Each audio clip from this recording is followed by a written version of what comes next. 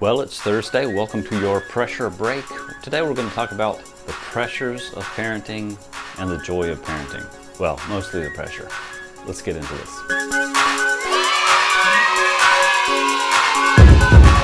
So the question was either what's the hardest thing about parenting, or how do you deal with the pressure of parenting? Because this parent in particular thought that the pressure was the hardest thing about parenting. Pressure to perform, pressure to quote, be a good parent.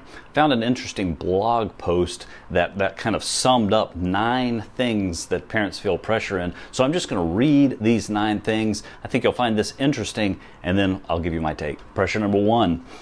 My child must be in structured activities. Talking about, early childhood education, sports, all the things that sometimes parents feel a pressure to put their kids into. Pressure number 2, my child must be entertained at all times. From parks to playtime to technology and movies and popcorn and everything that makes entertainment what it is, sometimes parents feel pressure in this area. Number 3 is a big one.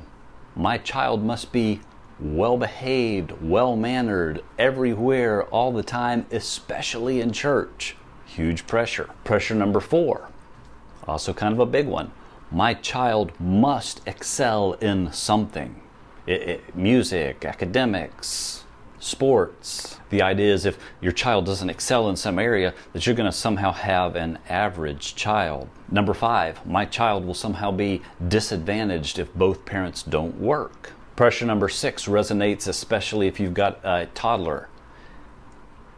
I have big problems if my child can't read by the age of 4. Pressure number 7 applies often to moms. It says, if I have no choice but to work, I'm not as good of a mom as those who stay at home. Pressure number 8, my child must begin a sport or cultural arts activity by the earliest age possible, or they won't even be able to compete with their peers. And the final one can just be a fill in the blank, because honestly, there are parents that swing in so many different directions. There are some that are like, my child has to be homeschooled, or my child has to be in private school, or my child has to be only eating the best food, organic food, well-fed. My child must be vaccinated, or my child cannot be vaccinated. And all of these parental pressures sometimes just seem to mount up, and then as parents we walk forward and we live with guilt. We're trying to tackle everything here from a biblical perspective, and so I'm going to kind of back up and punt to the way we started the Q&A series, but a different set of verses. So we're going to actually look at just the end of Joshua chapter 24 verse 15. The very end of the verse, it simply says this: but as for me and my house, we will serve the Lord. I think if we look at that as the fundamental question, everything else, all the other pressures, can take a back seat and should take a back seat. If the first question number 1 is, who or what am I serving with my time and my talent and my ability, okay? And as parents, we're leading our family. So if that is our question, if that is our drive, the natural flow of events is to prioritize that.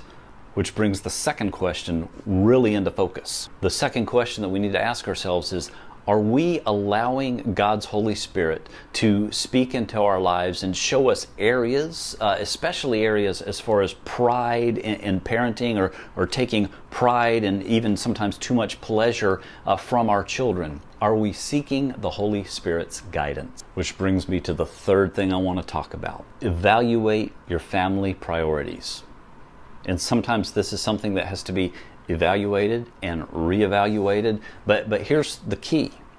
List those things. And when I say list them, don't just list them and talk about them. Write them down so that it's tangible, it's real. This is what our family is doing. This is where our focus is right now. I think if you do that, you can rest assured that you're going to be closer to keeping Christ in the center of everything that your family does. And then these other pursuits, these other things, you can decide where they need to fall as far as priorities. And you don't have to feel as much pressure as far as, well, was this the right thing to pick violin lessons over soccer? Either way, if you're serving God, you're on the right track. Which kind of segues me into the fourth thing I just wanted to talk about really quickly today. Remember, your family is unique. Every human being is created unique in the image of God. And so your family is made up, even if it's just mom, dad, and one child, or if it's mom, dad, and 3 children, 100% unique. So stop comparing your family to the neighbors. Stop comparing your family to another family on Facebook that doesn't even live in the same town as you. If we boldly make the statement, but as for me and my house, for my family, we will serve the Lord, and we prioritize beyond that, it's going to help relieve pressure in our home. And all of a sudden, that whole list of things that I talked about earlier are slightly less important and slightly less daunting. This has been your Pressure Break. Thanks for liking, commenting, subscribing. We'll see you back again next week.